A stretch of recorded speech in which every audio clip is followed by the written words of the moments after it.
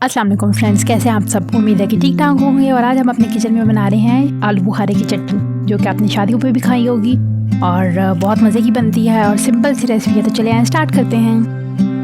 अगर आपने अभी तक मेरा चैनल सब्सक्राइब नहीं किया तो बराए मेहरबानी सब्सक्राइब कर लीजिए। तो चलिए स्टार्ट करते हैं।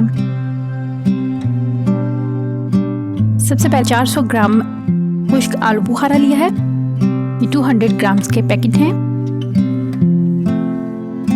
आलू बुखारे को एक बड़े बॉल में निकाल लेंगे।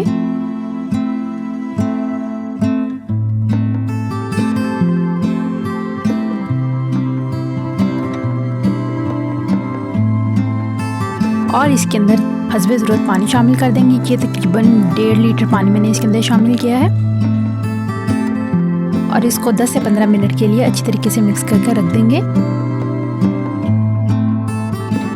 और अब एक पैन में इस आलू बुखारे को, जो कि हमने भिगोया था, इसको पानी समेत शामिल कर देंगे। पानी आपको वेस्ट करने की बिल्कुल भी ज़रूरत नहीं है।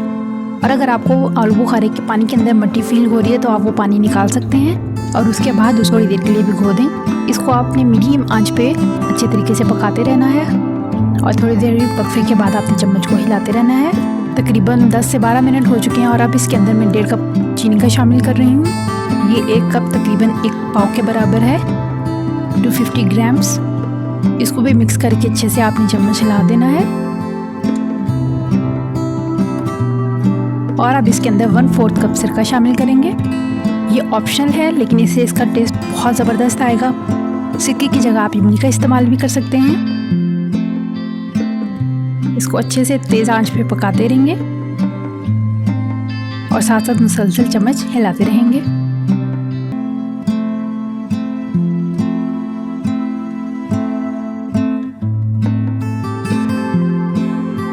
इसको पकते हुए मज़ीद 10 मिनट हो चुके हैं।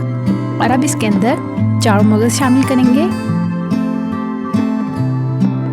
ये भी आप अपनी मर्ज़ी के अकॉर्डिंग शामिल कर सकते हैं। मैंने तकरीबन 2 टीस्पून शामिल किए हैं। अच्छे से इसको मिक्स कर देंगे।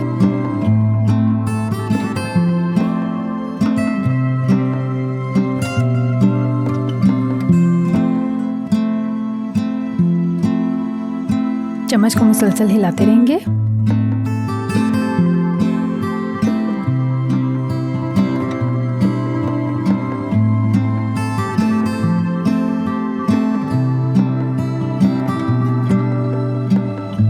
और इसको पकते हुए मज़ीद 5 मिनट हो चुके हैं। पानी भी काफ़ी हद तक रिड्यूस हो चुका है।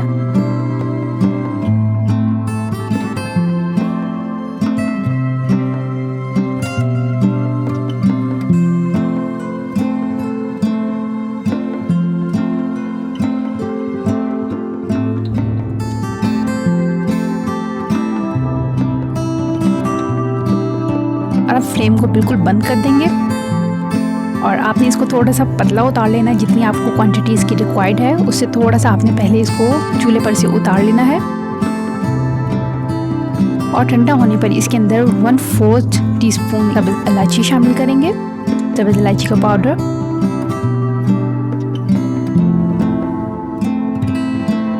And 1/4 black pepper. इनको भी अच्छी तरीके से डालकर मिक्स कर लेंगे। अगर आप चाहें तो इसके अंदर रेड फ्रूट कलर भी शामिल कर सकते हैं, जो कि मोस्टली चटनी के अंदर होता है, लेकिन मैंने इसके अंदर रेड फ्रूट कलर नहीं शामिल किया। जब थोड़ा ठंडा हो जाए तो इसको आप एक बॉल के अंदर निकाल लें और लें जी, मज़ेदार चटनी तैयार हो गई है। और ख़ुद भी खाएं, मज़े से एंजॉय करें। और मेरी तरफ से अल्लाह हाफिज़।